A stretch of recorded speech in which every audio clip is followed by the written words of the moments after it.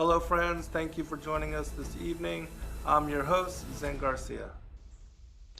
He that giveth his mind to the law of the Most High, and is occupied in the meditation thereof, will seek out the wisdom of all the ancient, and be occupied in prophecy. He will keep the sayings of the renowned men, and where subtle parables are, he will be there also. He will seek out the secrets of grave sentences, and be conversant in parable. He shall serve among great men, and appear before princes. Welcome, friends. I'm your host, Zen Garcia. This is Secrets Revealed here on Truth Frequency Radio. And I believe, Rob, are you there, brother? I am here. Got in at the last second. Okay, right on. I was wondering. Didn't know if you had answered or not, but good thing. So how's your week been, brother? Oh, crazy busy, but good. Of course. Yeah, it's been good. I was looking into the writings of Abraham some more after our show last week, and it's quite the interesting text. Of course, I can see why people might poo-poo it because of its affiliation with Joseph Smith. Yeah, I didn't even know that. Apparently, he had quite a hand in it and was incorporated into Pearl of Great Price. So it's one of several texts, actually, and Really? kind of the same way, I think. And what I tell people, I'm like, look, they also use the King James Bible. So, I mean, if you're gonna blast the Mormons, well, you might as well throw out your King James too. Right. Well, yeah, that is interesting. So, did you find out anything else with regard to? All I knew or what I had seen is that it was based on some papyrus scroll dating back to the 1800s or so. But what'd you find out? Yeah, that is true. But apparently, from what I gathered, he was like one of the only ones that had any surviving remnants of this parchment. And he acquired it, and I guess had a hand with the translations of it and whatever. But then there was some. Again, this is going back to like the day after we did our show last week, so forgive me if I'm not getting all the details right, but it seems like there was a fire or something that destroyed whatever manuscripts there were. So I guess there's some fragments that have survived in other libraries or whatever, but that was just some of the stuff that I'd seen on it. But other than that, I mean, I'm like we talked about last week, it's has a lot of validation with the book of Joshua. I mean, it's practically word for word. I mean, it in terms of what we read last week with the furnace and everything. Right. Yeah, there's some really interesting aspects to the manuscript, especially when you consider that in the New Testament where Christ says, before Abraham was, I am, and how in some of the other Testaments, they, like, especially in the Targum, it speaks about the word of the Lord as being interactive with not only Abraham, but, even Adam and the other patriarchs and prophets all throughout the generations. And we see that even in this particular manuscript, that there is a allusion to and relationship of the word of the Lord with Abraham and his family, as they are led forth and brought out of kind of the bondage in the same way that the Israelites were, under Pharaoh, as far as contending with Nimrod. Mm-hmm. Yeah. The other thing that I saw this past week that caught my attention, I wanted to get your take on it, was because there's kind of this growing movement of people that are becoming preterists. Really? Yeah. I didn't even know that was the thing. I thought it was the other way around. No, But, I'm seeing that's interesting. yeah, I'm seeing a a surprising number of people headed that direction, with amillennialism and everything. And like I mentioned names, but there are people that also that are going Really? that. Now, Brian Godawa had gone that route quite some time ago. And he was studying under a guy named Gentry. I can't think of his first name. Ken Gentry, maybe, something like that. And anyway, he sent, and Jared Cressman was entertaining a lot of this stuff too. So Jared Cressman's been doing like a series of interviews with Brian. And I also did, I think, 3 or 4 interviews with him on all this, just like you with Serpent Seed and stuff. So I'm like, okay, I've been this my whole life, but I'll give you a fair hearing. Right. And at least at the time when Brian and I did, this was, over a year ago, I think, he hadn't really gone to the book of Revelation much. He was doing most of his thesis out of the, Mark or Matthew 24, Mark 13, Luke 21, what Yeshua had to say. Yeah. And I'm like, look, I can go through those texts also and see how a fair amount of it was certainly could be considered fulfilled with 70 AD. But I always get to a certain point. I could go down the list of verses, like Matthew 24, for instance, and go, yep. And then I get to a note. Right.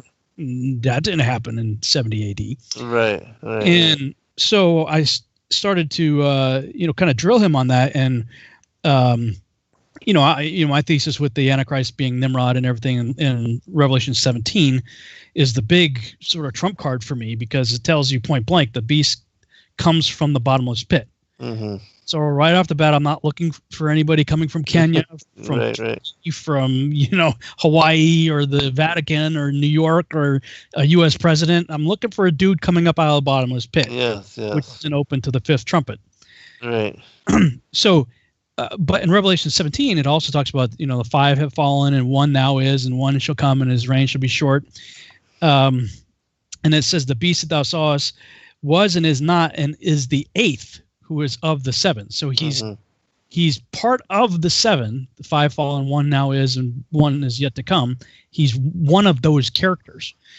And yet he's coming from the bottomless pit. Well, so this past week, I was really kind of gnawing at me, seeing a lot of these people going the preterist route. And I'm like, guys, like when I interviewed Brian, he made a really good case for the Caesars, that there had been 5 Caesars prior. Now, of course, they have to demand an earlier writing date for the book of Revelation.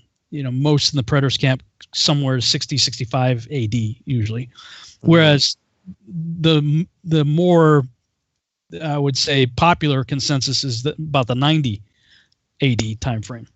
And so I'm like, a preterist needs it to be 65 AD for it to fulfill 70 AD. Right. If it's written in 90 AD, then the entire theory of preterism is completely obliterated. I should just throw it out the window. So I was aware that one of the early church fathers had written that John wrote during the reign of Domitian, which in fact would be in the 90 time frame. Interesting. So I was like, okay, I'm going to go back and look at. So this was like, I think Thursday or Friday of last week. I'm like, I'm going to just start diving into the early church fathers. And I wanted to look at anything I could find prior to Constantine. So Irenaeus was the first that I found to have said that it was written in the reign of Domitian. Well, Irenaeus, he was discipled by Polycarp, who was a disciple of John, who wrote Revelation. So I'm like, okay, this dude right here was discipled by the guy who was discipled by the guy who wrote Revelation. We're 2 degrees of separation here. Right. Because the other thing I wanted to find out was how much of the church fathers believed in a premillennialist worldview, that the millennium hasn't come yet, the tribulation is yet to happen, and they're looking for an antichrist. So I found that pretty much all of them were of that mindset. Everybody that I looked at that mentioned it anyway. But what really intrigued me And I wrote a lengthy blog on this on September 28th. If you haven't seen it yet, I can send you a link to it. Yeah. But the Didache, that's written contemporary with the Gospels. I mean, that, or at least some of the writings of Paul, perhaps. Mm-hmm. Someplace it dates anywhere between 50 and roughly 120 AD. So it's easily one of the earliest writings outside of the New Testament. And it complements the New Testament. But in chapter 16, which is the final chapter of it, it's talking about waiting and watching for false prophets and antichrist and stuff like that. So, this is the earliest of the early church writings, would be the Didache. Mm-hmm. In fact, many of the early so-called church fathers thought that it should be considered canon. But since the dating and authorship of it was contested, they decided not to put it in the New Testament. So this would be, arguably the first writing outside of the New Testament to have been written, in line with the New Testament. So then I started looking into other characters, and Justin Martyr writes about an end times antichrist, and he's 100 to 165 AD. So he's post 70 AD, and then Irenaeus is 130 to 202 AD. But the problem with Irenaeus that the preterists will point to try to invalidate his testimony is he says that Jesus lived to 50 years of age. Now, of course, that automatically contradicts. That's what I said. I'm like, what? Let me see if I can find that real quick. In book 5, I think it is, book 5, chapter 22. Yeah. But when the way he says it, though, is he's like, look, I'm not just telling you this. I heard it from people that hung out with John, that Jesus lived to 50. And, of course, when we look in the Gospels, we see that, Luke records him as about the age of 30. He's baptized, and then he starts his ministry. Right. And there's an interesting study, by the way. I don't know where you are on this, whether he had a 3-year ministry or a 1-year ministry. I have historically been of the mindset of a 3-year ministry because there's 3 Passovers mentioned in the gospel. But Michael Rood was the first to get me to start to question that a bit. And there's perhaps a growing consensus out there that he might have only had a 1-year ministry.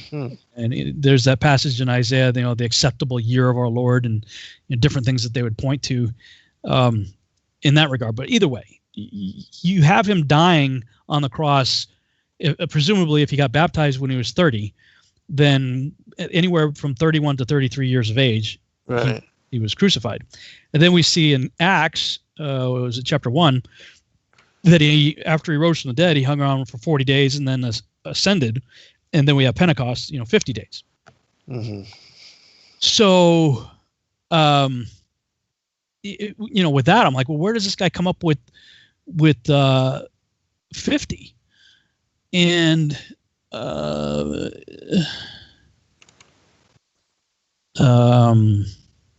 see if I can find it here. I'll have to do it during the break because what I thought was the chapter is not the chapter. But anyway, the way he writes it, he's like, look, I heard this from so-and-so who got it from people who hung out with John. And so I'm like, well, what do I do with that? Right. And so I was wondering if you had read anything about Irenaeus or dug into the church fathers at all, or not a great deal. Just with some in doing the studies of like the manuscripts that were preserved by them in their discourses, and for people that don't know, I mean, there's like 10 books or so. I mean, really thick even. Oh. Yeah, there's a lot of material of the discourses and the writings and the dialogues of the church fathers as they're speaking about certain manuscripts, and like a lot of even the Great Commission series that we have out, there's 30 plus manuscripts in those three books, and a lot of that material is from the Ante-Nicene, the dialogues of the church fathers and their discussions, and a lot of manuscripts were preserved by them in those discourses. And so I've read and studied that material, but not so much as far as, a lot of specific to the church fathers and to, the things that they, but I have done some, but just not, when it comes to reading all 10 books, I certainly haven't done that. Yeah, there's a lot. While you were talking, I found it. It's Against Heresies is the name of the book, or series of books, I guess, because he did several books under that title. So it's Irenaeus Against Heresies, Book 2, Chapter 22, Verse 5. He writes, "They, however, that they may establish their false opinion regarding that which is written to proclaim the acceptable year of the Lord, maintain that he preached for 1 year only, and then suffered in the 12th month. In speaking thus, they are forgetful to their own disadvantage, destroying his whole work, and robbing him of that age which is both more necessary and more honorable than any other, that more advanced age, during which also as a teacher he excelled all others. For how could he have had disciples if he did not teach? And how could he have taught unless he had reached the age of a master? For when he came to be baptized, he had not yet fulfilled his 30th year, but was beginning to be about 30 years of age. For thus Luke, who has mentioned his years, has expressed it, quote, now Jesus was, as it were, beginning to be 30 years old, end quote, when he came to receive baptism. And according to these men, he preached only 1 year reckoning from his baptism.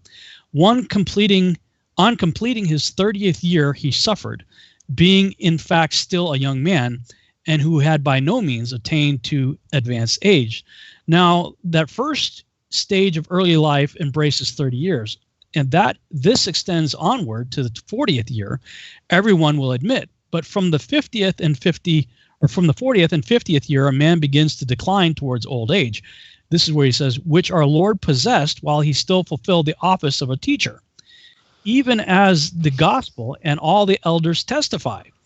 Those who were conversant in Asia with John, the disciple of the Lord, affirming that John conveyed to them this information. And he remained among them to the times of Trajan, which was 98 AD. Trajan reigned in 98. So the he right here, and he remained among them to the times of Trajan, there's a dispute on that, whether that's referring to Yeshua or John. As I read this, I'm thinking the antecedent here is John, because it says confirming what John had conveyed to them, and he remaining among them to the times of Trajan. So I'm assigning that to John. Others assign it to Yeshua. Some of them, moreover, saw not only John, but the other apostles also, and heard the very same account from them that Yeshua lived to 50, and bear testimony as to the validity of the statement. So whom then shall we rather believe, whether such men as these, or Ptolemaeus, who never saw the apostles, who never even in his dreams attained to the slightest trace of an apostle? I'm like, what do we do with that? Right. And, when you were reading it, it was making me wonder if they are seeing them, as they advance in age. Not that he was in the physical and lived continuously in the physical, over the course of his 40s and 50 years, because that seems just, very questionable and difficult for me, to accept. But if they, advancing in age, are still receiving interaction and vision from him, I could totally see that, because still, he's appearing to people even now. And so if that's the case, then that would make more sense to me than his being in the physical continuously through his 40s and 50s. That certainly, I would have difficulty in. Yeah, agreed, for sure. I guess my question is, though, here's a guy who is, Mm-hmm, what we are talking about here would be considered heresy. Right. Yeah. and yet his book is titled Against Heresies. Right. The book is against the heresies of the Gnostics. I mean, that's what that's the reason for the book in the first place. And yet he's saying, look, he's not saying it though. He's not saying this. He's saying, I'm getting this from guys who were conversant with John in Asia and who also saw other apostles.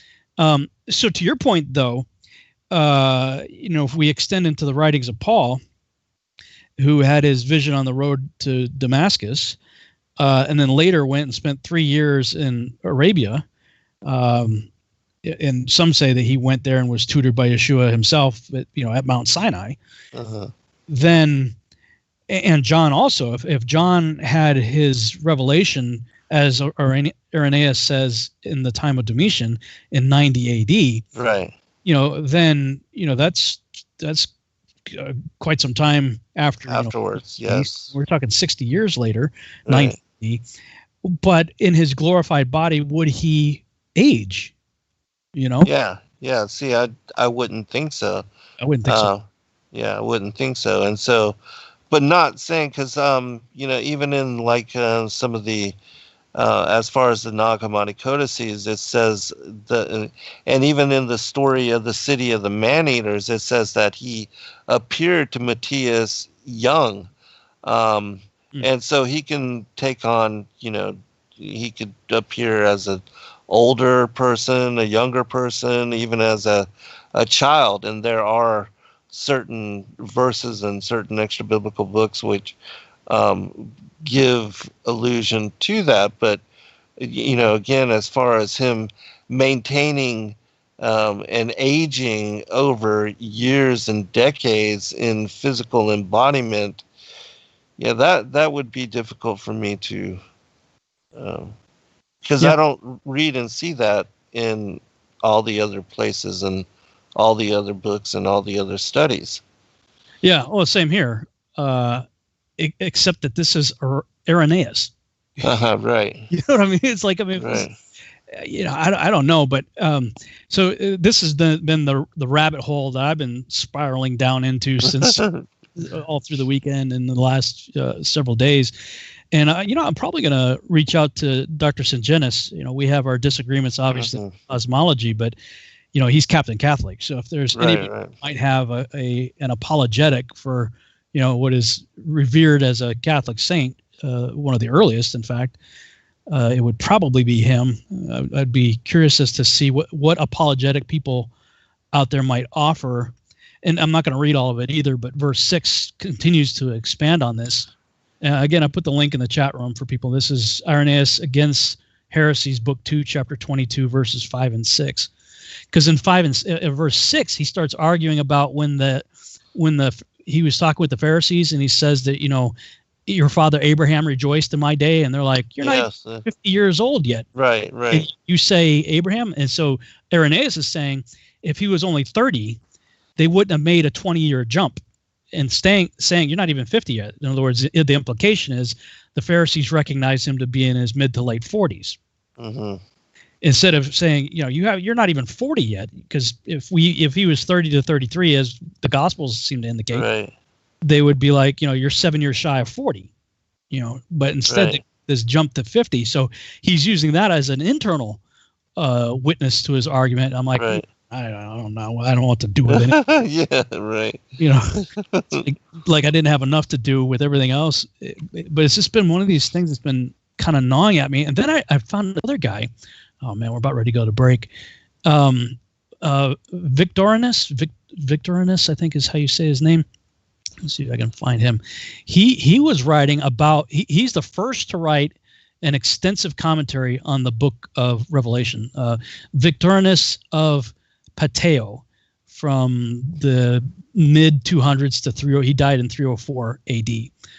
And he's the first to write an extensive commentary on the book of Revelation. And when he got to chapter 17, talking about the five who had fallen, now He also reckons that the one who now is has to be Domitian. He says in verse 10, and there are 7 kings, 5 have fallen, 1 is, and the other is not yet come. And when he comes, he will continue a short time. This is his commentary. The time must be understood in which the written apocalypse was published, since then reigned Caesar Domitian. But before him had been Titus, his brother, and Vespasian, Otho, Vitellius, and Galba. These are the 5 who have fallen. 1 remains, under whom the apocalypse was written, Domitian to wit. The other has not yet come, speaks of Nervo, and when he has come, he will be for a short time, for he did not complete the period of 2 years. So he reckons, like the preterists do, that the Revelation 17 is talking about Caesars. However, he's writing after 70 AD. He's writing after Domitian, and he's in a futurist camp. And he like right. Yeah. All right, we'll pick it up on the other side. Be right back, everyone.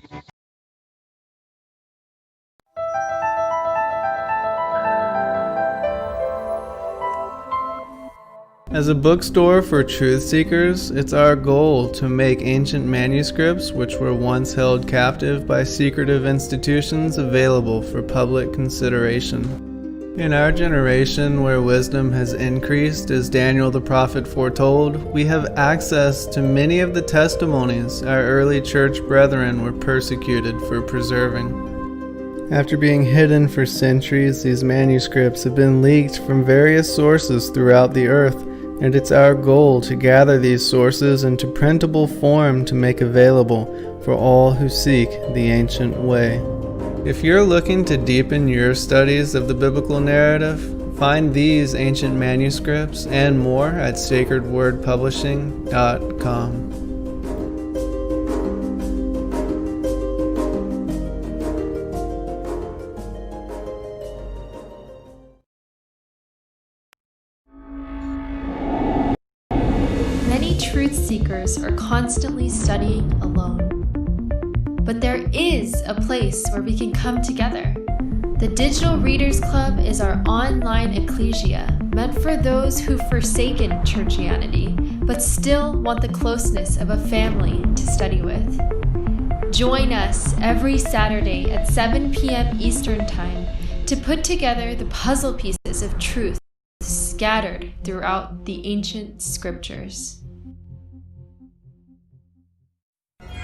Every day, questions arise. Are the stories in the Bible true? What if I told you that there are hundreds of confirming witnesses, which give intricate detail to the stories in the Bible?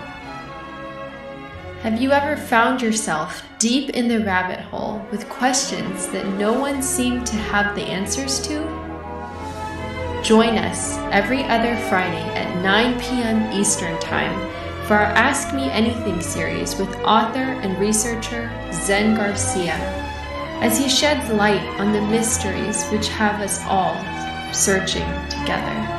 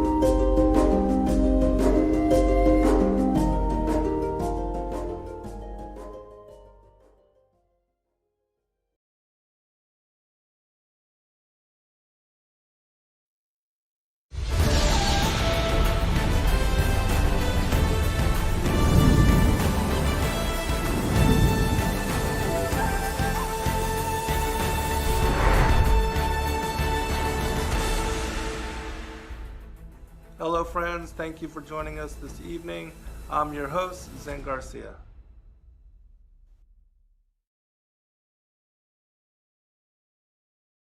All right, welcome back, everybody. Just want to really quickly state that Destiny Lab, the people that did the song before Ezekiel's Will, they have released a new album, and so if people are interested or wanting to support them, just search Destiny Lab.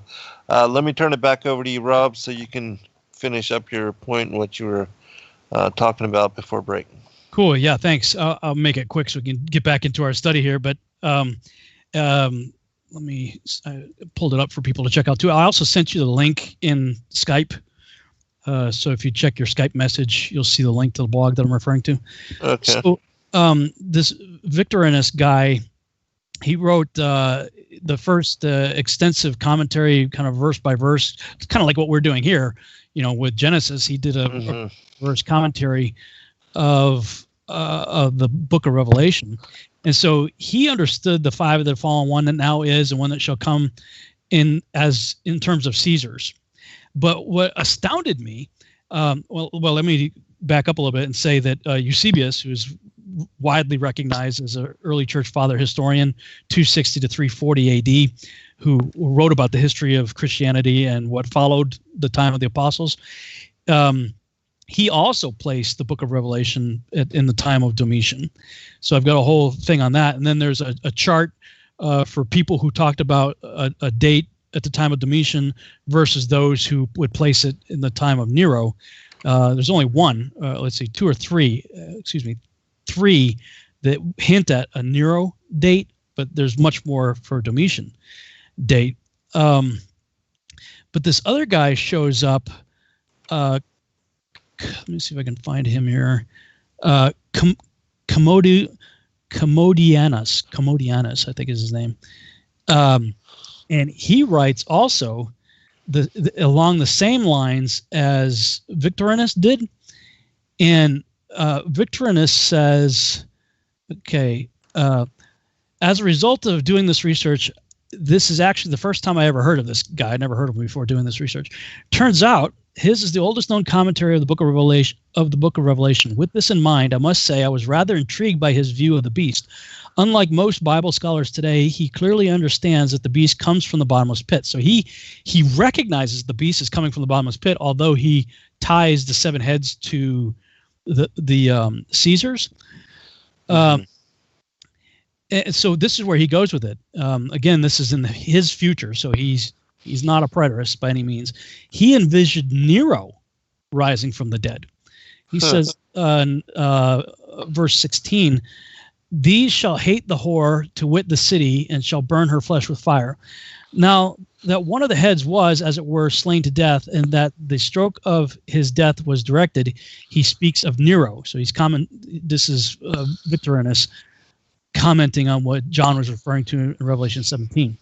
"For it is plain that when the cavalry sent by the Senate was pursuing him, he himself cut his throat." And I've talked about that when I talk about the list that I have for the seven heads of the beast. I reckon that Nero is one of three people that are recorded as having a head wound. Nimrod being the first, Nero being the second, and even though recent forensic evidence has proved otherwise, it has been historically said that Hitler shot himself in the head. So I give those three. So he's of the mindset of Nero here. Him, therefore, when raised up, God will send as a worthy king, but worthy in such a way as the Jews merited. And since he is to have another name, he shall also appoint another name, that so the Jews may receive him as if he were the Christ. Says Daniel, "He shall not know the lust of women, although before he was most impure, and he shall know no God of his fathers, for he will not be able to seduce the people of the circumcision unless he is a judge of the law." Daniel 11:37. "Finally also, he will recall the saints not to the worship of idols, but to undertake circumcision, and if he is able to seduce any, for he shall so conduct himself as to be called Christ by them.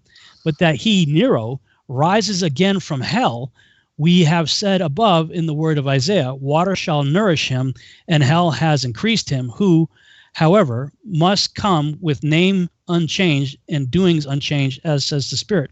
And then I continued to dig, and I found another guy, Comodian, I don't know how to say his name, Comodianus, something like that. He wrote in a book called Fathers of the 3rd Century, The Instructions of Comodianus, the following quote. He said, Isaiah said, this is the man who moveth the world in so many kings, and under whom the land shall become desert. Hear ye how the prophet foretold concerning him. I have said nothing elaborately, but negligently. Then doubtless the world shall be finished when he shall appear. He himself shall divide the globe into 3 ruling powers. Then moreover, Nero shall be raised up from hell. Elias shall come seal the beloved ones, at which things the reign of Africa and the northern nation and the whole earth on all sides for 7 years shall tremble. But Elias shall occupy the half the time, Nero shall occupy half. And this is, like 200 years AD. This is quite some time after the destruction of the temple. Then the whore Babylon, being reduced to ashes, its embers shall thence advance to Jerusalem, and the Latin conqueror shall then say, I am Christ, whom ye always pray to. And indeed, the original ones who were deceived combined to praise him. He does many wonders, hence, since his is the false prophet, especially that they may believe him, his image shall speak. The Almighty has given it power to appear such. The Jews, recapitulating scriptures from him, exclaim at the same time to the highest that they have been deceived. And so they're going off of this because at that time they had an understanding that Nero's name added up to 666, which is, one of the primary tenets of the preterist deal was why they need Revelation to be written during the time of Nero, and his name represents 666. But these guys are writing believing that he wrote during the time of Domitian, post destruction of the temple, believing that Nero is going to rise from the dead and come up from the bottomless pit. So I'm like, wow. And now I give all that to segue into what we're going to talk about tonight is we mentioned it briefly last week on my show when you were reading from the writings of Abraham. But there's only 2 people in the Bible, in the canonized text, that are referred to as the son of perdition: Judas and the Antichrist, the beast. John talks about the man of sin, the son of perdition. In the writings of Abraham, it said point blank that Abraham said to him, for you are that son of perdition. So I'm going, wow. That's the first time I've ever seen Nimrod directly referred to by that title. But it was right there in the text that you read last week. Yeah, that's very interesting. With regard to, we're talking about the preterists here, and you were talking about the as far as the Antichrist being from the bottomless pit, rising up out of hell. What I find interesting is that there's the mention of Elijah as well. Yeah. And that there are many manuscripts. And I've, done a lot of work in one of my books, The War in Heaven. I show how there are multiple, like dozens of mentions of Enoch and Elijah and the time of the Antichrist, which, again, in my opinion, Enoch and Elijah did not die and succumb to death in their first embodiments and were translated, but they were going to be preserved for what would be the end of days.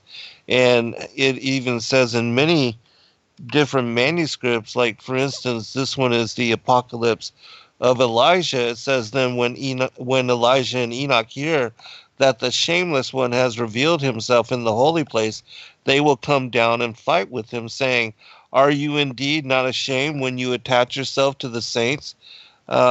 Because you are always estranged, you have been hostile to those who belong to heaven, you have acted against those belonging to the earth, you have been hostile to the thrones, you have acted against the angels, you are always a stranger, you have fallen from heaven like the morning stars, you were changed and your tribe became dark for you. but you are not ashamed when you stand firmly against God, because you are a devil. And then the shameless one will hear, and he will be angry. He will fight with them in the marketplace of the great city, which is Jerusalem. And he will spend 7 days fighting with them, and they will spend 3½ days in the marketplace dead, while all the people see them. But on the 4th day they will rise up, and they will scold him, saying, O shameless one, O son of lawlessness, are you indeed not ashamed yourself, since you are leading astray the people of God, for whom you did not suffer? Do you not know that we live in the Lord? I'll stop there, but in my opinion, again, this is a very important part of knowing the signs in the season and recognizing that Antichrist, he hasn't killed Enoch and Elijah and left them in the streets of Jerusalem. And this is mentioned in, the Matthew 24, Mark 13, Luke 21, or the Revelation 11, the two witnesses that are, connected to this. And that certainly didn't happen either. And so the whole theme of preterism, which, I have a family member, an uncle that is a preterist, and so I've heard about this for a very long time, but having read and studied from a lot of the extra biblical manuscripts, when I read and share that, he has to stay only with the King James, because when you look at a lot of these extra biblical texts, like especially the Great Commission 3, the end time apocalypses, books like this, there are things that without a doubt have not happened yet. And so, the whole theme of preterism, for me, I definitely can't believe in it because of everything else that I've read that I know without a doubt hasn't happened and been fulfilled in that time. And to what was his name? Zach was the other speaker that you had at the conference.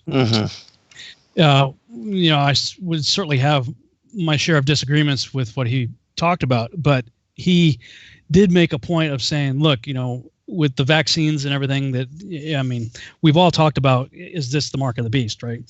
And although myself and you and others have said, look, we're not saying this is the mark of the beast. We're saying, things are being put into place, certainly, as a dry run to get things ready for it, and there are an awful lot of very interesting coincidences related to 666, the House of Representatives, HR 6666, and the Microsoft patent, WO 20060606, and Luciferase, and all this stuff.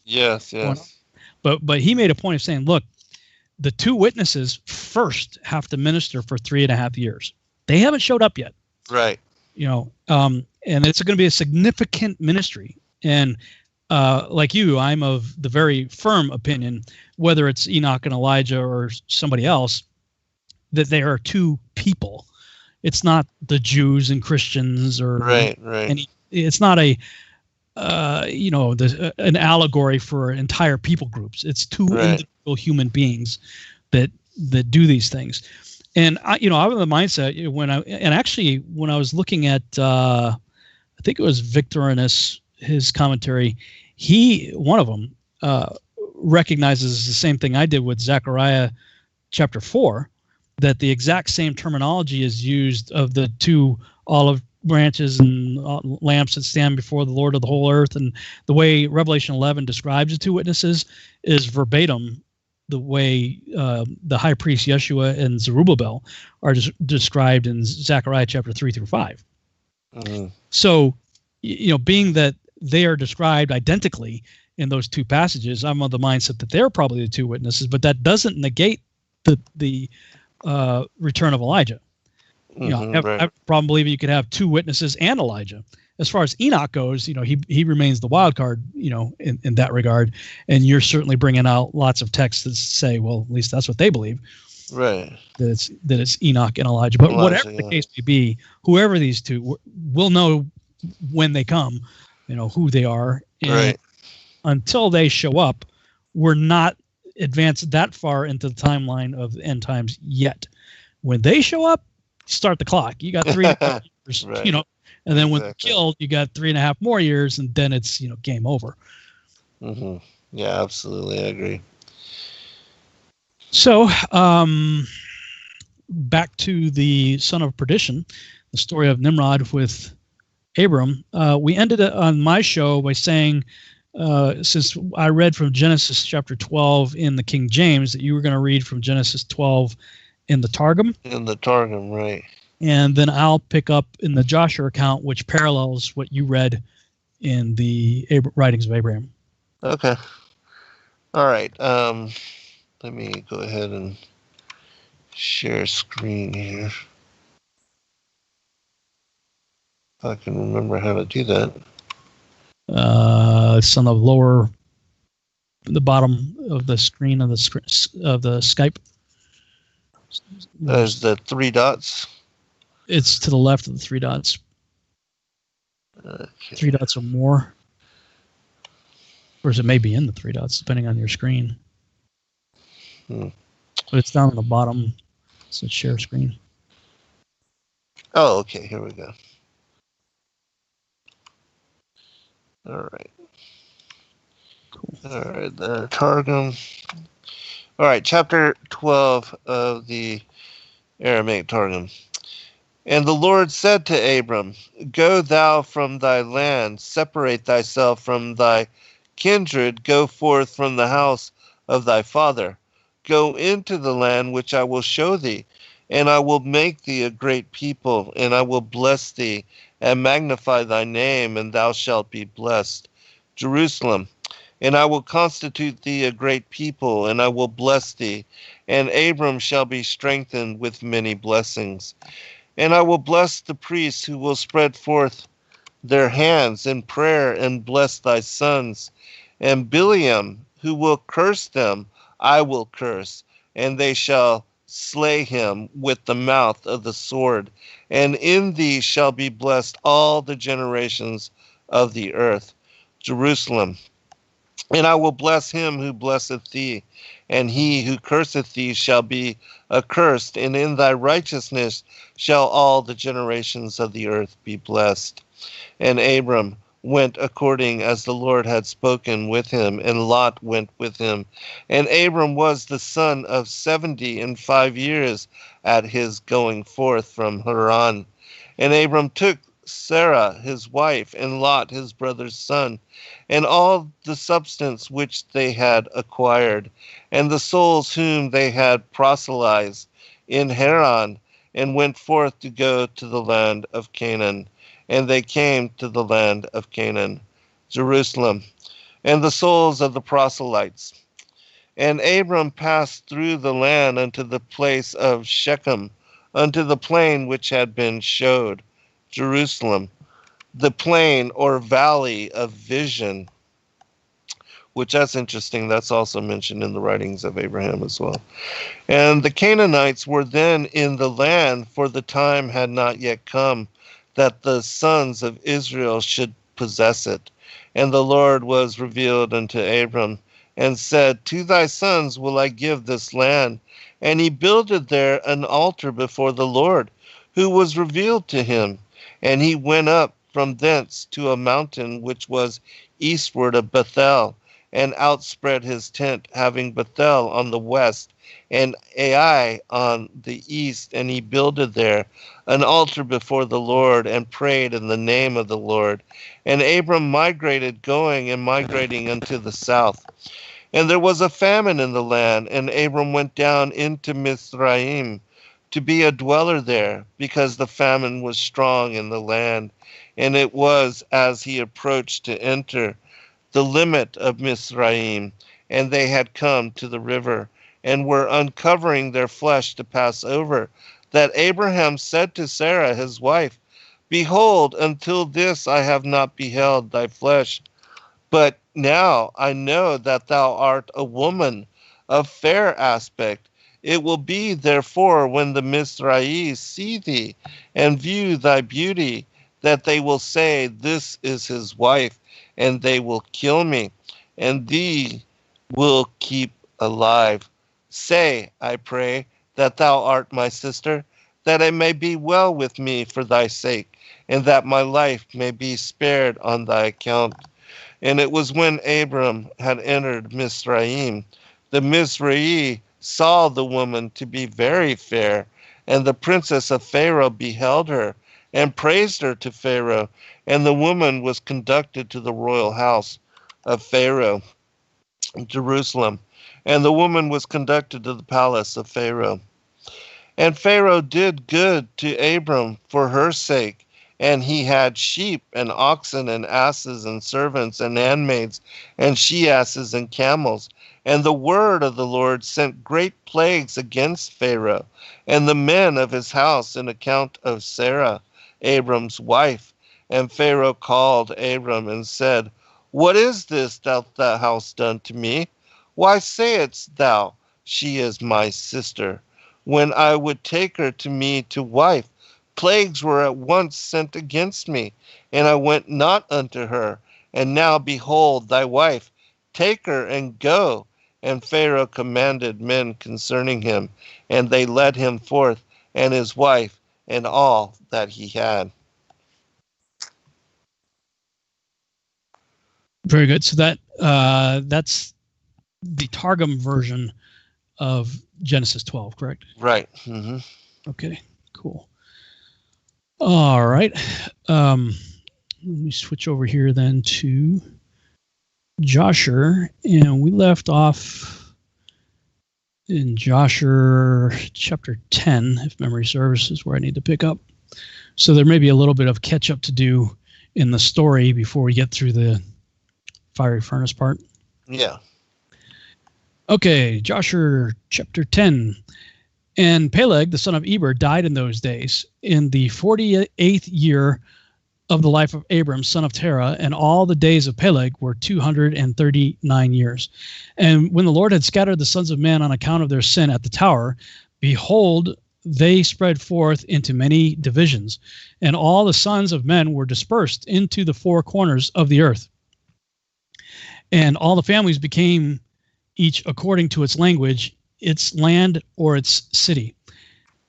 And the sons of men built many cities according to their families in all the places where they went, and throughout the earth where the Lord had scattered them. And some of them built cities in places from which they were afterward extirpated. And they called these cities after their own names, or the names of their children, or after their particular occurrences.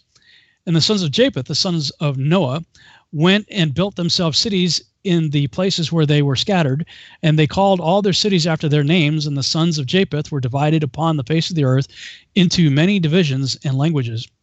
And these are the sons of Japheth according to their families: Gomer, Magog, Medai, Javan, Tubal, Meshach, and Tiras. These are the children of Japheth according to their generations. And the children of Gomer, according to their cities, were Frankum, who dwell in the land of Franza. I guess that's France, it sounds like to me, by the river of Franza, by the river Sina. And Dr. Ken Johnson really goes into some elaboration on this for people who are interested. He really breaks all this down and shows who went where and when in his book, Ancient Post-Flood History. That's by Dr. Ken Johnson of his website's biblefacts.org. So you can check that out if you want to go into more detail. And the children of Raphath are the Bartonim, who dwell in the land of Bartonia by the river Lida, which empties its waters in the great sea Gihon, that is Oceanus. So that's interesting, because I had talked about before that in the Joshua account, it says the river Gihon had created a pre-flood flood. Before the flood of Noah, Gihon had overflowed and flooded a third of the land of Eden, which, if my calculations are correct, that's the Mediterranean Sea.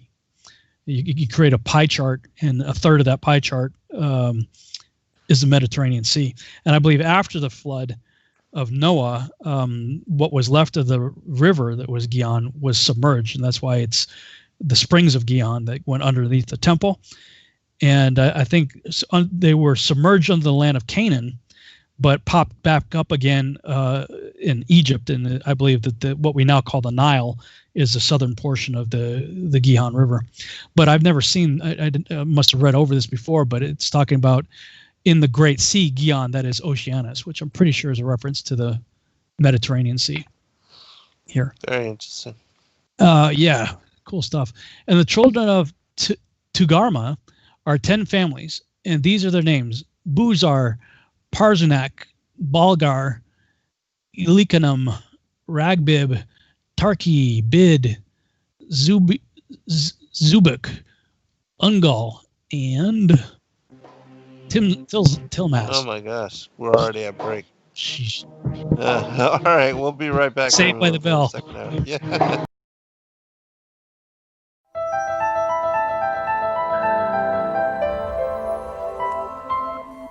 As a bookstore for truth seekers, it's our goal to make ancient manuscripts which were once held captive by secretive institutions available for public consideration. In our generation, where wisdom has increased as Daniel the prophet foretold, we have access to many of the testimonies our early church brethren were persecuted for preserving. After being hidden for centuries, these manuscripts have been leaked from various sources throughout the earth, and it's our goal to gather these sources into printable form to make available for all who seek the ancient way. If you're looking to deepen your studies of the biblical narrative, find these ancient manuscripts and more at sacredwordpublishing.com.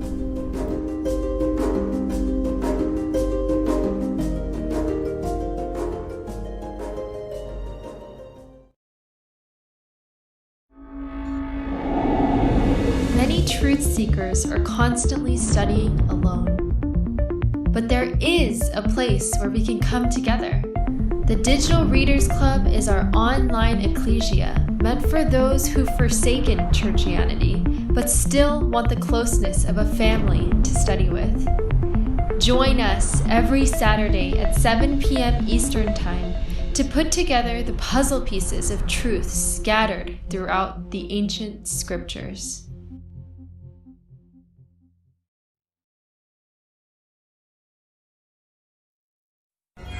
Everyday questions arise. Are the stories in the Bible true? What if I told you that there are hundreds of confirming witnesses? which give intricate detail to the stories in the Bible.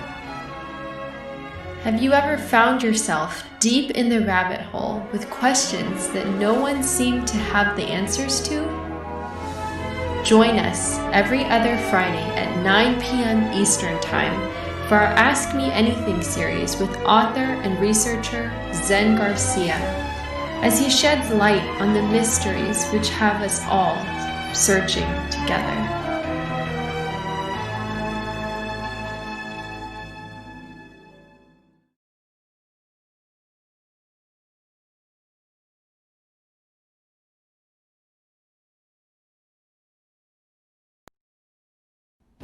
Your partnership with Sacred Word Publishing goes further than the publishing of ancient manuscripts and weekly video content. You also make a huge impact across the earth in orphanages in Myanmar, India, Uganda, and Kenya. Your support is crucial for the development of the ecclesia of real truth seekers. We thank you for joining us in hosting Secrets Revealed, Momentary Zen, the Digital Readers Club, Ask Me Anything series, and other shows that have helped lead so many to the truth of salvation. To become even more involved, please visit patreon.com/sacredwordpublishing, where you can partake in exclusive, interactive, patron-only content and help us continue shining the light of love in this darkened world.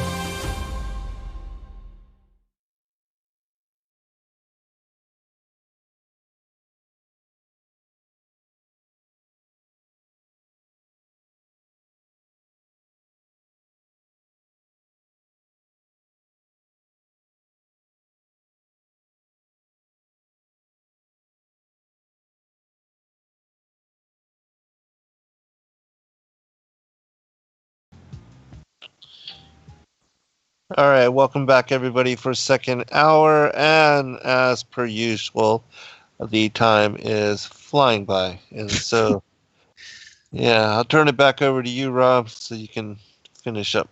Okay. Yeah, I got stuck with all the names. Right. Oh, boy, here we go. All right. Picking up where I left off there, talking about Tilmaz. All these spread and rest in the north and built themselves cities. And they called their cities after their own names. Those are they who abide by the rivers Hithla and Italak unto this day. I'm supposing that might have something to do with Italy, maybe. But the families of Angoli, Balgar, and Parzanak, they dwell by the great river Dubni, and the names of their cities are also according to their own names. And the children of Javan are the Javanim, who dwell in the land of Macedonia, and the children of Mediar are the Orlum that dwell in the land of Kherson, and the children of Tubal are those that dwell in the land of Tuscana by the river Pisha. And the children of Mishak are Shishbajni, and the children of Tiras are Rashash, Kushni, and Angolis. All these went and built themselves cities. Those are the cities that are situated by the sea Jabus, by the river Kura, which empties itself in the river Tragan. And the children of Elisha are the Alminim, and they also went and built themselves cities. Those are the cities situated between the mountains of Job and Shebathmo, and of them were the people of Lombardy, who dwell opposite the mountains of Job and Shebathmo, and they conquered the land of Italia and remained there unto this day. And the children of Chittim are the Romim, who dwell in the valley of Canopia by the river Tibrio. And the children of Dudonim, I wonder if that's similar to the Dudiel, where Azazel is. Mm-hmm. Dudonim. Good, yeah. Dudonim. I wonder if there's any kind of, beyond a linguistic tie, I wonder if there's an actual tie there. They dwell in the cities of the Sea of Gihon in the land of Bordna. These are the families of the children of Japheth, according to their cities and languages, when they were scattered after the tower, and they called their cities after their names and occurrences, and these are the names of all their cities according to their families, which they built in those days after the tower. And the children of Ham were Cush, Mitzrayim, Put, and Canaan, according to their generation and cities. And these went and built themselves cities, and they found fit places for them, and they called their cities after the names of their fathers, Cush, Mitzrayim, Put, and Canaan. And the children of Mitzrayim are the Ludim, Anamim, Lahabim, Naphtuchim, Pathrusim, Kasluchim, and Kaphturim, 7 families. All these dwell by the river Sihor, that is the brook of Egypt, and they built themselves cities and called them after their own names. And the children of Pathros and Kazlok intermarried together, and from them went forth the Pelistim, the Azathim, and the Gerarim, the Githim, and the Ekronim, and all 5 families. These also built themselves cities, and they called their cities after the names of their fathers unto this day. And the children of Canaan also built themselves cities, and they called their cities after their names, 11 cities, and others without number. And 4 men from the family of Ham went to the land of the plain. These are the names of the 4 men: Sodom, Gomorrah, Admah, and Zeboim. Ah, that's interesting. That those were named after children of Ham. Mm-hmm. I never picked up on that before.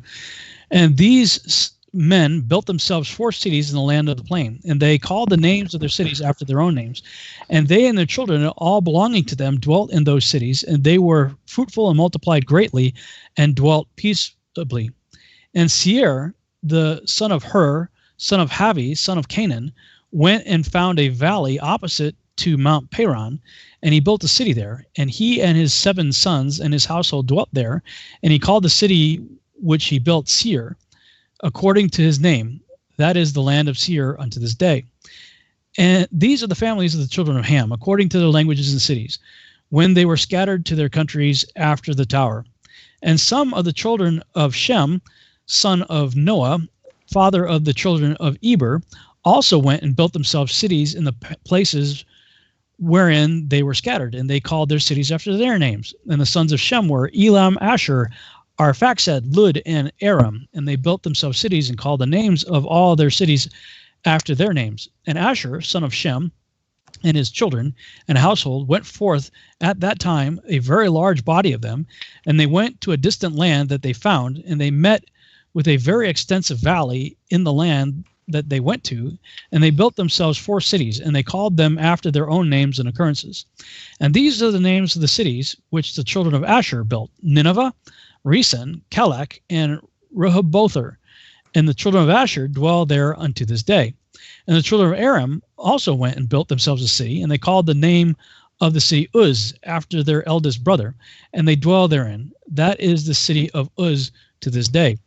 And in the 2nd year after the tower, a man from the house of Asher, whose name is Bela, went from the land of Nineveh to sojourn with his household wherever he could find a place.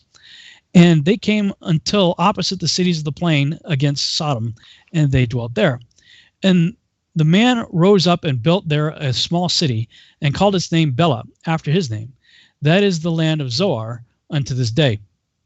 And these are the families of the children of Shem, according to their language and cities, after they were scattered upon the earth after the tower. And every kingdom, city, and family of the families of the children of Noah built themselves many cities after this. And they established governments in all their cities in order to be regulated by their orders. So did all the families of the children of Noah forever. Chapter 11. And Nimrod, son of Cush, was still in the land of Shinar, and he reigned over it and dwelt there, and he built cities in the land of Shinar. And these are the names of the 4 cities which he built, and he called their names after the occurrences that happened to them in the building of the tower. He called the first Babel, saying, because the Lord there confounded the language of the whole earth, and the name of the second he called Erech, because from there God dispersed them. And the third he called Echad, saying there was a great battle in that place. And the fourth he called Calna, because his princes and mighty men were consumed there, and they vexed the Lord. They rebelled and transgressed against him. And when Nimrod had built these cities in the land of Shinar, he placed in them the remainder of his people, his princes, and his mighty men that were left in his kingdom. And Nimrod dwelt in Babel, and there renewed his reign over the rest of his subjects, and he reigned securely. And the subjects and princes of Nimrod called his name Amraphel, saying that the tower and princes and men fell through this means. And if memory serve, Amraphel, it means sayer of darkness, or dark sayer, something like that. I'll have to look it up. Interesting. I think that's what that name means. So he's the Amraphel of the Genesis 14 war. And notwithstanding this, Nimrod did not return to the Lord, and he continued in wickedness and teaching wickedness to the sons of men. And Mardon, his son, was worse than his father, and continued to add to the abominations of his father. And he called the sons of men to sin. Therefore it is said, from the wicked goeth forth wickedness. At that time there was war between the families of the children of Ham, and they were dwelling in the cities which they had built. And Kedorlaomer, king of Elam, went away from the families of the children of Ham, and he fought with them, and he subdued them. And he went to the 5 cities of the plain, and he fought against them, and he subdued them, and they were under his control. And they served him 12 years, and they gave him a yearly tax. At that time died Nahor, son of Serug, in the 49th year of the life of Abram, son of Terah. And in the 50th year of the life of Abram, son of Terah, Abram came forth from the house of Noah and went to his father's house. Abram knew the Lord, and he went in his ways and instructions, and the Lord his God was with him. And Terah his father was in those days still captive of the host of King Nimrod, and he still followed strange gods. And Abram came to his father's house and saw 12 gods. I got to pause here and say that at the Tower of Babel, when the languages when the people were dispersed into different languages, Abram was still in the house of Noah and Shem during that event. Mm-hmm. So I am of the opinion, this is just my opinion, but I'm of the opinion that Abraham, or Abram at the time, was allotted the tongue of Hebrew, along with Noah and Shem, who just retained it. Yes. From pre-flood. And so he was preserved in Hebrew, whereas Terah and Nimrod and everybody else likely spoke some kind of Chaldean language of some sort. Just kind of a passing observation there. When that was actually mentioned in the Book of Jubilees. Yes. Yeah. And Terah, his father, was in those days still captive the host of King Nimrod, and he still followed strange gods. And Abram came to his father's house and saw 12 gods standing there in their temples, and the anger of Abram was kindled when he saw these images in his father's house. And Abram said, "As the Lord liveth, these images shall not remain in my father's house. So shall the Lord who created me do unto me, if in 3 days' time I do not break them all." And Abram went from them, and his anger burned within him. And Abram hastened and went from the chamber of his father's outer court, and he found his father sitting in the court, and all his servants with him. And Abram came and sat before him. And Abram asked his father, saying, "Father, tell me, where is God who created heaven and earth, and all the sons of men upon earth, and who created thee and me?" And Terah answered his son Abram and said, "Behold, those who created us are all with us in the house." And Abram said to his father, "My lord, show them to me, I pray thee." And Terah brought Abram into the chamber of the inner court, and Abram saw, and behold, the whole room was full of gods of wood and stone, 12 great images, and others less than they without number. And Terah said to his son, "Behold, these are they which made all thou seest upon earth, and which created me and thee and all mankind." And Terah bowed before his gods, and he then went away from them, and Abram his son went away with him. And when Abram had gone from them, he went to his mother and sat before her, and he said to his mother, "Behold, my father has shown me those who made heaven and earth, and all the sons of men. Now therefore hasten and fetch a kid from the flock, and make it of it savory meat, that I may bring it to my father's gods as an offering to them to eat. Perhaps I may thereby become acceptable to them." And his mother did so, and she fetched a kid, and made a savory meat thereof, and brought it to Abram. And Abram took the savory meat from his mother, and brought it before his father's gods. And he drew nigh to them, that they might eat. And Terah his father did not know of it. And Abram saw on the day when he was sitting amongst them, that they had no voice, they had no hearing, no motion, and not one of them could stretch forth his hand to eat. And Abram mocked them and said, "Surely the savory meat that I prepared was not pleasing, has not pleased them, or perhaps it was too little for them, and for that reason they would not eat. Therefore tomorrow I will prepare savory meat better and more plentiful than this, in order that I might see the result." And it was on the next day that Abram directed his mother concerning the savory meat. And his mother rose and fetched 3 fine kids from the flock, and she made of them excellent savory meat, such as her son was fond of. And she gave it to her son Abram, and Terah his father did not know of it. And Abram took the savory meat from his mother, and brought it before his father's gods into the chamber, and he came nigh unto them, that they might eat. And he placed it before them. And Abram sat before them all day, thinking perhaps they might eat. And Abram viewed them, and behold, they had neither voice, nor hearing, nor did one of them stretch forth his hand to eat, to the meat to eat. And in the evening of that day, in that house, Abram was clothed with the Spirit of God. And he called out and said, "Woe unto my father and this wicked generation, whose hearts are all inclined to vanity, who serve the gods, or serve the idols of wood and stone, which can neither eat, smell, hear, nor speak, who have mouths without speech, eyes without sight, ears without hearing, hands without feeling, and legs which cannot move. Like them are those that made them, and that trust in them." And when Abram saw all these things, his anger was kindled against his father, and he hastened and took a hatchet in his hand, and came unto the chamber of the gods, and he broke all his father's gods. And when he had done breaking the images, he placed the hatchet in the hand of the great God, which was there before them. And he went out, and Terah his father came home, for he had heard at the door the sound of the striking of the hatchet.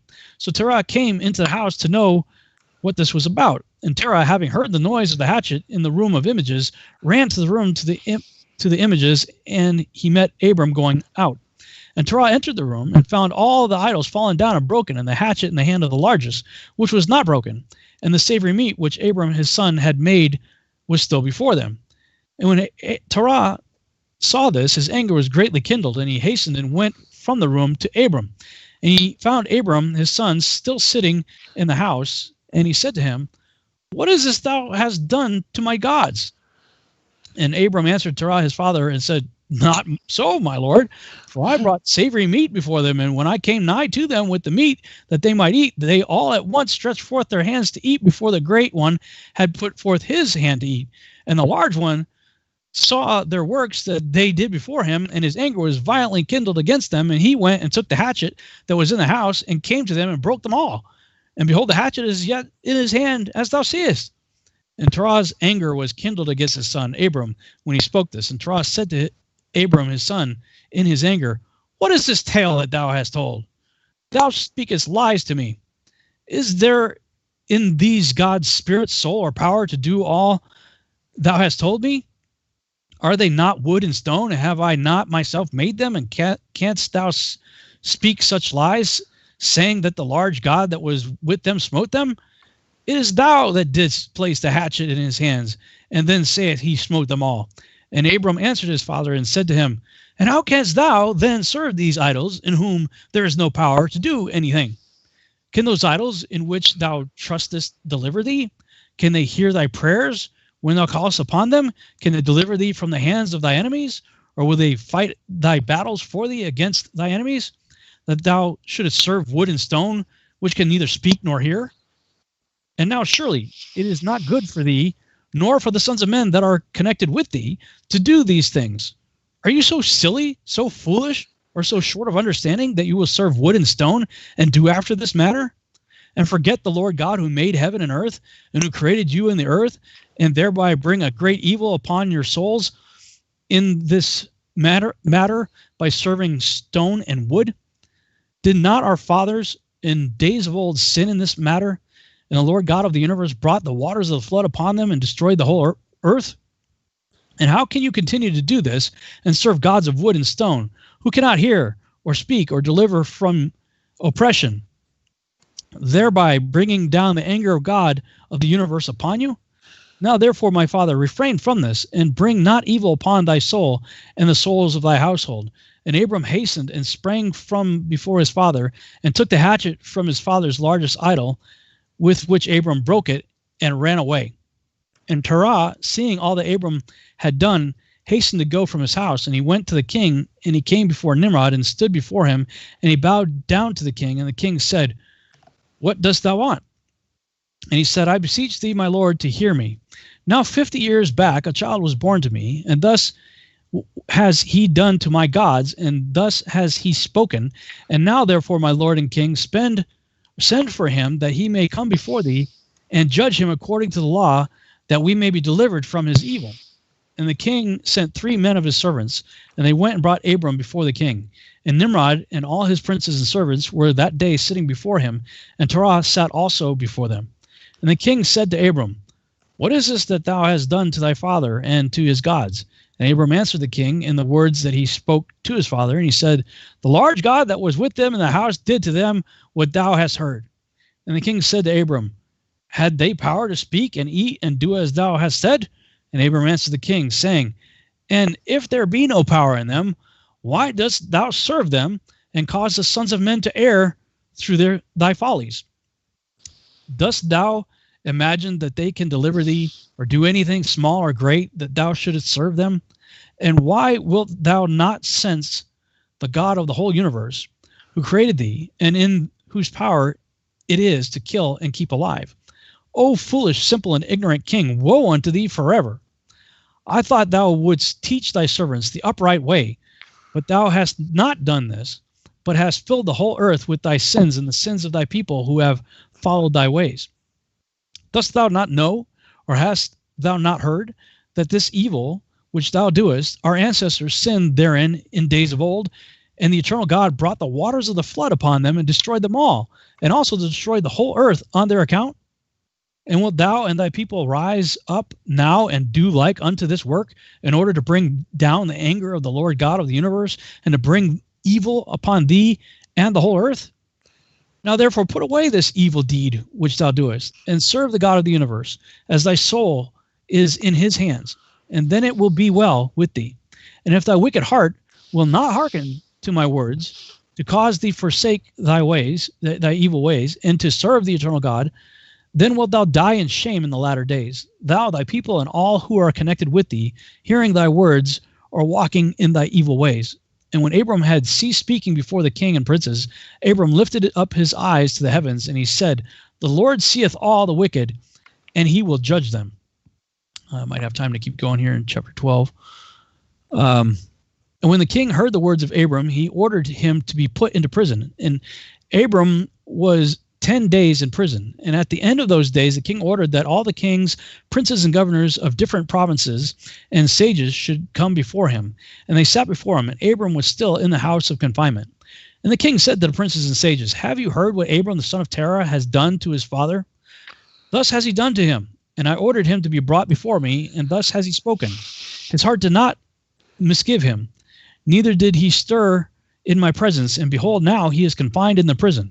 And therefore decide what judgment is due to this man, who reviled the king, who spoke and did all the things that you heard. And they all answered the king, saying, The man who revileth the king should be hanged upon a tree, but having done all the things that he said, and having despised our gods, he must therefore be burned to death. For this is the law in this matter. And it pleases the king to do this. If it pleases the king to do this, let him order his servants to kindle the fire both night and day in thy brick furnace, and then we will cast this man into it. And the king did so, and he commanded his servants that they should prepare a fire for 3 days and 3 nights in the king's furnace. That is in Kasdim. And the king ordered them to take Abram from prison and bring him out to be burned. And all the king's servants, princes, lords, governors, and judges, and all the inhabitants of the land, about 900,000 men, stood opposite the furnace to see Abram. And all the women and little ones crowded upon the roofs and towers to see what was doing with Abram. And they all stood together at a distance, and there was not a man left that did not come on that day to behold the scene. And when Abram was come, the conjurers of the king and the sages saw Abram, and they cried out to the king, saying, O sovereign Lord, surely this is the man whom we know to have been the child at whose birth the great star swallowed the 4 stars, which we declared to the king about 50 years since. And behold, now his father has also transgressed thy commands, and mocked thee by bringing thee another child, which thou didst kill. And when the king heard their words, he was exceedingly wroth, and he ordered Terah to be brought before him. And the king said, Hast thou heard what the conjurers have spoken? Now, tell me truly, how didst thou, and if thou shalt speak truth, thou shalt be acquitted. And seeing that the king's anger was so much kindled, Terah said to the king, My lord and king, thou hast heard the truth, and what the sages have spoken is right. And the king said, How couldst thou do this thing, to transgress my orders, and to give me a child that thou didst not beget, and to take value for him?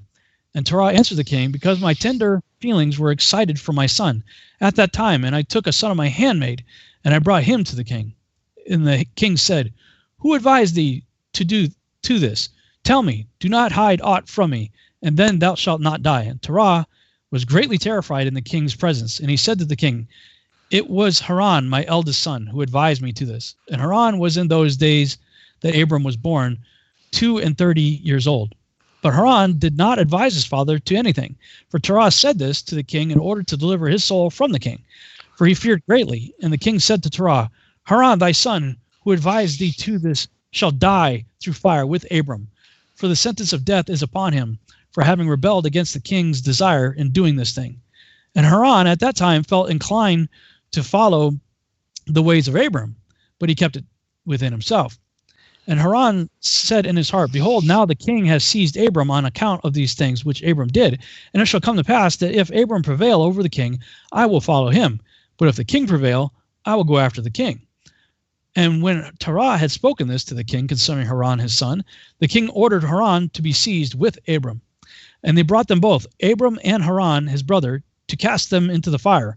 And all the inhabitants of the land and the king's servants and princes and all the women and little ones were there standing that day over them. And the king's servants took Abram and his brother, and they stripped them of all their clothes, excepting their lower garments, which were upon them. And they bound their hands and feet with linen cords. And the servants of the king lifted them up and cast them both into the furnace. And the Lord loved Abram, and he had compassion over him. And the Lord came down and delivered Abram from the fire, and he was not burned. But all the cords with which they bound him were burned, while Abram remained and walked about in the fire. And Haran died when they had cast him into the fire, and he was burned to ashes, for his heart was not perfect with the Lord. And those men who cast him into the fire, the flame of the fire spread over them, and they were burned, and 12 men of them died. And Abram walked in the midst of the fire 3 days and 3 nights. And all the servants of the king saw him walking in the fire. And they came and told the king, saying, Behold, we have seen Abram walking about in the midst of the fire, and even the lower garments which are upon him are not burned, but the cord with which he was bound is burned. And when the king heard their words, his heart fainted, and he would not believe them. So he sent other faithful princes to see this matter. Man, we're going to break. All right, we'll be right back for final segment, everyone.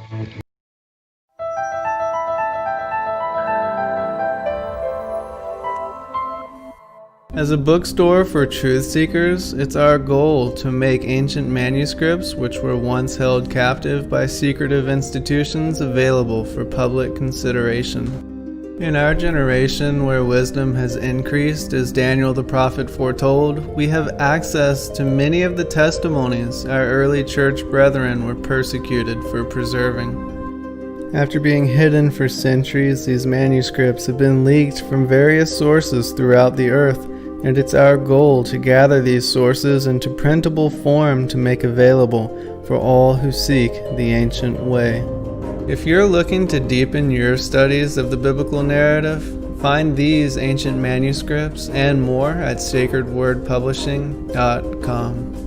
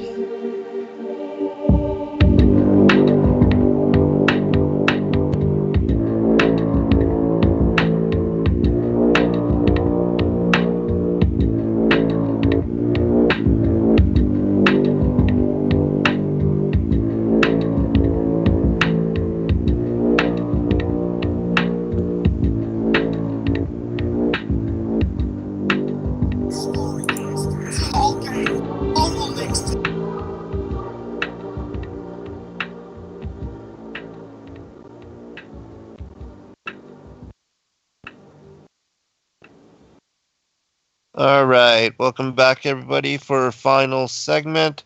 Rob is reading from the book of Jasher, and there's still, I think, about 30 more verses. So I'll turn it back over to you, brother. Okay, continuing where we left off in, I think this is chapter 12, I think. Mm-hmm. And when the king heard their words, his heart fainted, and he would not believe them. So he sent other faithful princes to see this matter, and they went and saw it and told it to the king. And the king rose to go and see it. And he saw Abram walking to and fro in the midst of the fire, and he saw Haran's body burned. And the king wondered greatly.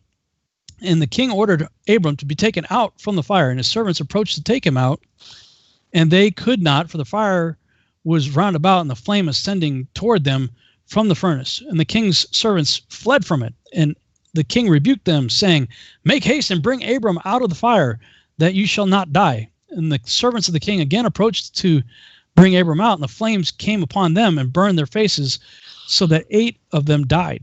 And when the king saw that his servants could not approach the fire, lest they should be burned, the king called to Abram, "O servant of the God who is in heaven, go forth from amidst the fire, and come hither before me." And Abram hearkened to the voice of the king, and he went forth from the fire, and came and stood before the king. And when Abram came out, the king and all his servants saw Abram coming before the king, with his lower garments upon him, for they were not burned, but the cord with which he was bound was burned. And the king said to Abram, "How is it that thou wast not burned in the fire?" And Abram said to the king, "The God of heaven and earth, in whom I trust, and who has all in his power, he delivered me from the fire into which thou didst cast me." And Haran, the brother of Abram, was burned to ashes, and they sought for his body, and they found it consumed. And Haran was 82 years old when he died in the fire of Kasdim. And the king, princes, inhabitants of the land, seeing that Abram was delivered from the fire, they came and bowed down to Abram. And Abram said to them, "Do not bow down to me, but bow down to the God of the world who made you, and serve him, and go in his ways, for it is he who delivered me from out of this fire. And it is he who created the souls and spirits of all men, and formed man in his mother's womb, and brought him forth into the world. And it is he who will deliver those who trust in him from all pain." And this thing seemed very wonderful in the eyes of the king and princes. And Abram was saved from the fire, and that Haran was burned. And the king gave Abram many presents, and he gave him his 2 head servants. What? And he gave him his 2 head servants. Oh, head servant. I'm like, I was like, 2-headed dude? 2 lead servants, I guess. I'm like, what? 2-headed servant? His 2 head servants from the king's house. The name of one was Oni, and the name of the other was Eleazar. And all the king's princes and servants gave Abram many gifts of silver and gold and pearl, and the king and his princes sent him away, and he went in peace. And Abram went forth from the king in peace, and many of the king's servants followed him, and about 300 men joined him. And Abram returned on that day and went to his father's house, he and the men that followed him. And Abram served the Lord his God all the days of his life, and he walked in his ways and followed his law. And from that day forward, Abram inclined the hearts of the sons of men to serve the Lord. And at that time, Nahor and Abram took unto themselves wives, and the daughters of their brother, took unto themselves wives, the daughters of their brother Haran. The wife of Nahor was Milcah, and the name of Abram's wife was Sarai. And Sarai, wife of Abram, was barren, and she had no offspring in those days. And at the expiration of 2 years from Abram's going out of the fire, that is, in the 52nd year of his life, behold, King Nimrod sat in Babel upon the throne, and the king fell asleep and dreamed that he was standing with his troops and hosts in a valley opposite the king's furnace.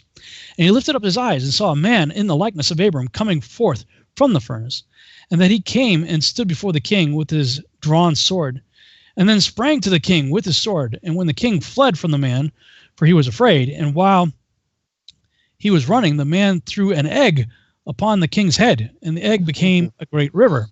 And the king dreamed that all his troops sank in that river and died, and the king took flight with 3 men who were before him, and he escaped.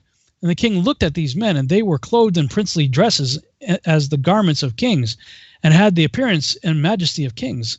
And while they were running, the river again turned to an egg before the king, and there came forth from the egg a young bird, which came before the king and flew at his head and plucked out the king's eye.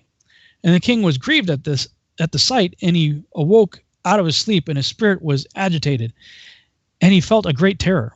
And in the morning the king arose from his couch in fear, and he ordered all the wise men and the magicians to come before him, when the king related his dream to them. And the wise servant of the king, whose name was Anuki, answered the king, saying, This is nothing else but the evil of Abram and his seed, which will spring up against my lord and king in the latter days. And behold, the day will come when Abram and his seed and the children of his household will war with my king, and they will smite all the king's hosts and his troops. And as to what thou hast said concerning 3 men, which thou didst see like unto thyself, and which did escape, this means that only thou wilt escape with 3 kings from the kings of the earth, who will be with thee in battle. And that which thou sawest of the river, which turned to an egg, as at first, and the young bird plucked out thine eye, this means nothing else but the seed of Abram, which will slay the king in the latter days. This is my king's dream, and this is its interpretation. And the dream is true, and the interpretation which thy servant has given thee is right. Now, therefore, my king, surely thou knowest that it is now 52 years since thy sages saw this at the birth of Abram. And if my king will suffer Abram to live in the earth, it will be to the injury of my lord and king. For all the days of Abram liveth, neither thou nor thy kingdom will be established. For this was known formerly at his birth. And why will not my king slay him, that his enemy may be kept from thee in latter days? And Nimrod hearkened to the voice of Anuki, and he sent some of his servants in secret to go and seize Abram, and bring him before the king to suffer death. And Eleazar, Abram's servant, whom the king had given him, was at that time in the presence of the king, and he heard what Anuki had advised the king, and what the king had said to cause Abram's death. And Eleazar said to Abram, Hasten, rise up and save thy soul, that thou mayest not die through the hands of the king. For thus did he see in a dream concerning thee, and thus did Anuki interpret it, and thus did Anuki advise the king concerning thee. And Abram hearkened to the voice of Eleazar, and Abram hastened and ran for safety to the house of Noah and his son Shem, and he concealed himself there and found a place of safety. And the king's servants came to Abram's house to seek him, but they could not find him. And they searched throughout the country, and he was not to be found. And they went and searched in every direction, and he was not to be met with.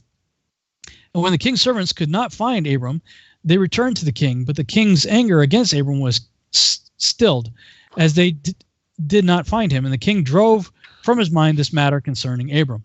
And Abram was concealed in Noah's house for 1 month, until the king had forgotten this matter. But Abram was still afraid of the king, and Terah came to see Abram, his son, secretly in the house of Noah. And Terah was very great in the eyes of the king. And Abram said to his father, Dost thou not know that the king thinketh to slay me, and to annihilate my name from the earth by the advice of his wicked counselors?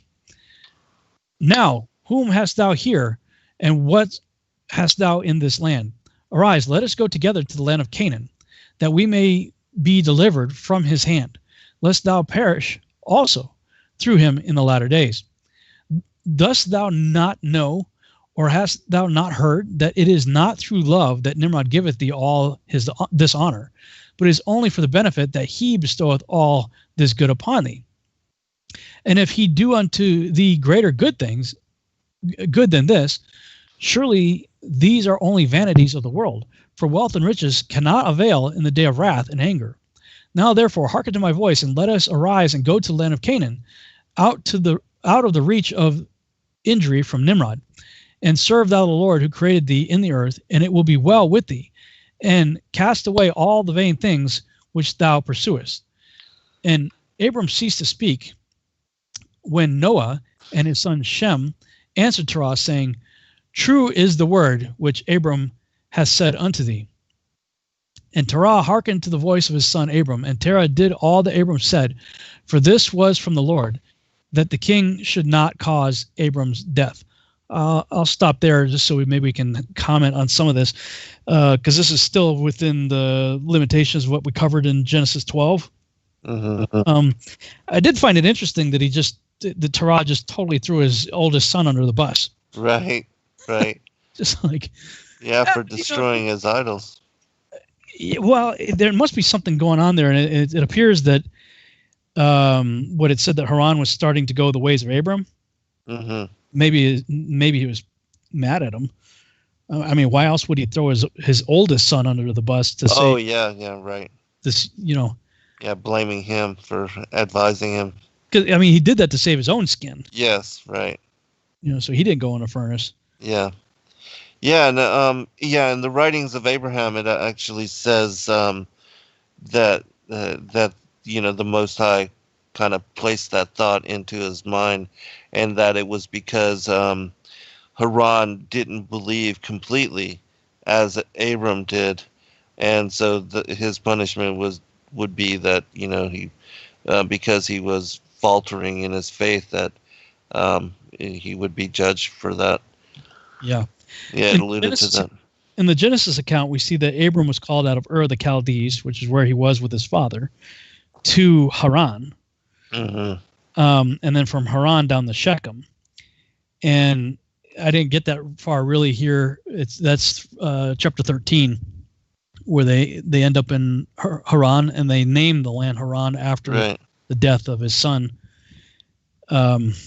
And on the surface, there appears to be a discrepancy in age between when Abram's called out of Ur of the Chaldees and Haran to Canaan versus what the Joshua account says. But when I laid it all out in a timeline chart, what we end up seeing is that there were several trips back and forth. Okay. And we'll get to that in a later chapter. Although I did find it interesting that the Anuki, and I've often wondered if that might have been where the Anunnaki whole thing came from. If there's, other than the sound of the word, if there's something more to it, if there's a connection there. Have you read or heard anything that might perhaps tie his advisors to the Anunnaki of the Sumerian?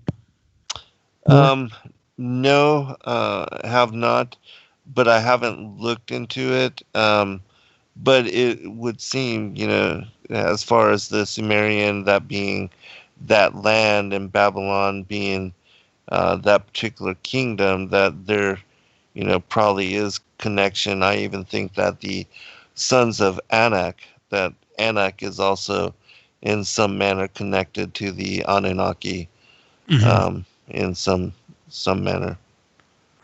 Yeah, it could be. Well, that prophecy that was given over him about the bird that plucks out his eye, that's where I believe the all-seeing eye motif originates. And that it was his left eye that was plucked out. Very interesting. Well, certainly, that has become a symbol of the powers, principalities, the rulers of darkness, wickedness in high places, the whole Eye of Ra, and so that's an interesting history as well. Yeah, in the timeline chart I created called the Nimrod Abraham timeline. Let me see if I can pull this over here to show people. This is a timeline chart. You can get this chart if you're interested on BabylonRisingBooks.com. Click on the store tab and then look for digital files. You can get it there. And what I offer is the digital files that you can then take to like a Staples or a Kinko's or someplace like that and print it. Yeah, they're 300 DPI files that they'll know what to do with, and they can print it out. It comes up to be like a 3-foot long banner when they do it. But in this timeline chart, I depict everything that I just read there, and I show the bust of Sargon, which I also think has a relationship to Nimrod, that's missing its left eye. So if you just Google the bust of Sargon, you'll see what looks like a Nimrod character head missing its left eye. And I tie all that together, and then I find I don't know if everybody can see this clearly enough on the screen here, but some of that writing kind of small. But so the Anuki said that represented one of the offspring of Abraham would kill him. So his left eye being plucked out signified his first death. And then if you look at Zechariah chapter 11, it says, "Woe to the worthless shepherd that leaveth the flock. The sword shall be upon his arm and upon his right eye. His arm shall be clean dried up, and his right eye shall be utterly darkened." That, I believe, is a prophecy of his second death in the last days. So right on. You have a prophecy of his first eye, prophesying his first death, and his second death in Zechariah chapter 11 upon his right eye. Interesting. With regard to the timeline, I did forward you the information from the individual that we met at the conference. Yes, I got that. I did. Yeah. His name is Mark, and so I plan on doing a show with him sometime to give him a chance to present his material and the things that he's bringing forth in this. So that'll be interesting as well. But yeah. Speaking of shows, I listened to the show you did with Timothy Alberino. I think it was in 2016, and he brought out something interesting that I wasn't aware of regarding Nimrod and Baalbek. I was aware that Nimrod had rebuilt Baalbek, and he used giants to do it. Mm-hmm. And I quote a guy by the name of Michael Aloof from one of his books, and but Timothy also quoted him, saying that same scholar, I guess, had said that Baalbek was a pre-flood structure that had been originally built by Cain, and that it was rebuilt. Cain used giants to build it in the pre-flood world, and then Nimrod used giants to rebuild it in the post-flood world. Interesting. Really cool. I don't remember. Yeah, well, you don't remember? Long time ago. Come on, dude. Right. You mean you slept a few times since then? Yeah. The thousands of shows that I've done since then, seemingly. Yeah. And books you've written and everything else. Right. But yeah, that was a good interview, man. That really enjoyed it. Go back and listen to it again because there's some good nuggets in there. But he was talking about the True Legends and the video series he was doing with Gen 6 Productions. Mm-hmm. Yeah, we were doing a number of shows, and and they were really very interesting. But unfortunately, he's not on board with the biblical cosmology, and when he found out I was a flat earther, that was pretty much the end of our association, unfortunately. But that's kind of funny because he seemed to be on board with serpent seed and pre-Adamic civilization. Right. Yeah, absolutely. It's like these guys, they're so close with so many of these things, with pre-Adamic civilization, with serpent seed, with the Nephilim, with Genesis 6, with all of that stuff, including Hollow Earth, but they won't take that next step. It's like if you use the exact same rationale that you use to justify all the other stuff that you believe, then you'd have to take the next step. Right. Same with Brian Godawa with the issue of preterism. He's like, I don't really care what the church fathers say, which is something I say too. I care what the scripture says. And I'm like, okay, welcome to the Flat Earth Society then, dude. Because in his own books, Brian Godawa has got some great books, both fiction and nonfiction books. But in his fiction books, he heavily annotates and puts footnotes for the real life stuff that he's basing his fiction on. And I had seen in several of his novels that he later takes those footnotes and turns them into a nonfiction book of just the research, behind the fiction. And I had seen early on that he very much acknowledged that both the biblical authors as well as everybody else in the ancient Near East had what we now call biblical cosmological worldview. Mm-hmm. And so I'm like, dude, he's like, no. So he pulled the Heiser, he's like, right. He recognizes that this is what the Holy Spirit inspired authors of scripture wrote, but then, going to default to this. Yeah, not going there. Scientific worldview. Yeah. And, again, so many of them do lean upon and affirm the Book of Enoch to be inspired when it comes to, everything with regard to the Nephilim, the Watchers, and the giants and all of that. But then, they completely don't want to examine the book on the courses of the heavenly luminaries, or consider the possibility that it is, as I decrypt it, connected to biblical cosmology. And as we've covered it and shown and verified in so many different shows, but they just won't make that leap, won't go there. Well, I hate to say it's all about money, but that's the only thing that makes any sense, is why people won't go there, because you have to count the cost. And if you do go there, as well as any. Oh yeah. What comes down on you. That's the only thing that makes any sense to me, is they're like, because they do have the same exact view of Scripture, and as you said, even the extra biblical texts and books like Enoch and stuff like that. So the only reason they could say that they don't want to do it is they don't want to. The cost is too high. Yeah, and and again, with regard to the true research, it's not difficult at all to discover that there is no curvature. And if you're going to be honest to truth, and if you're going to stand for truth, I just, I don't get it, because we also had to pay the price, and maybe that's, why others are weary, because of the great condemnation that we went through, and all of the judgments when we first came out, and started speaking about, even examining these particular topics. But certainly we were put through the ringer on all of that, and cut loose from a lot of associations, and people won't, just like the whole thing with Timothy. He and I were doing a lot of really good work together with regard to the other issues, serpent seed, and even the pre-Adamic stuff, which is something that they're covering a lot now. Oh yeah, I know. All these guys. Same thing with the Ancient Aliens crowd.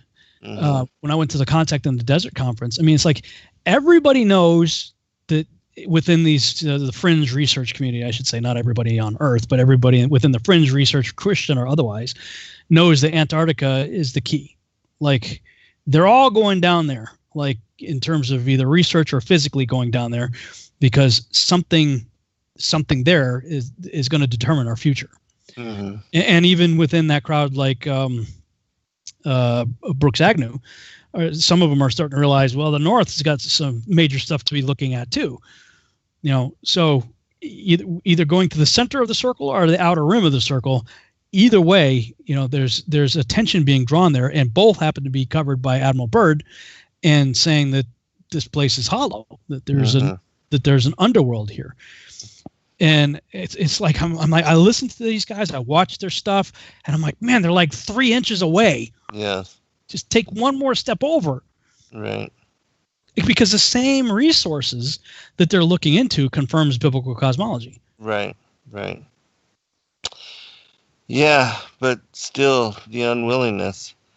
And, I think now too that they are all grouped together, and they have all made allegiance against, individuals like ourselves, that maybe they're just, afraid to break rank, now that they're all towing the same line, and, judging and condemning and calling us fools and all of that. Yeah, there are people who have wanted to partner with me for various things, whether it be, doing shows together or other things. And I said, well, I'm honored. Thank you. But you need to know that I'm a liability to you. Right. Because I tend to be very verbal in my convictions, and I don't back down. So, you may agree with everything right now, but chances are I'm going to stumble on something. I tend to have like a 3-year shelf life, 3 to 5, and so you're the only one that I feel comfortable with saying that's probably not going to happen, simply by the fact that you go through a lot of the same stuff that I go through, right, and more in some cases. Yeah. So, I'm like, okay, I'll probably have a longer shelf life than 3 to 5 years with you. Yeah, because myself doing shows like this with too many other people. Right.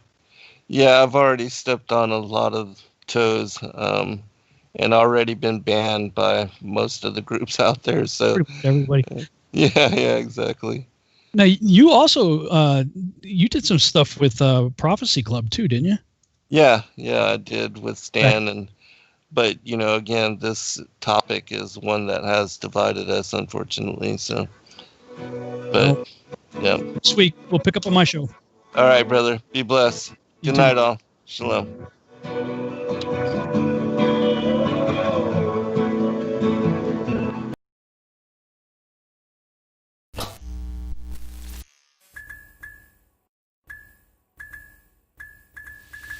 Thank you, everybody, for joining us for this video and this broadcast. We appreciate all of you and thank you for your patronage. Please do like and subscribe and share with your friends. God bless all of you in your seeking.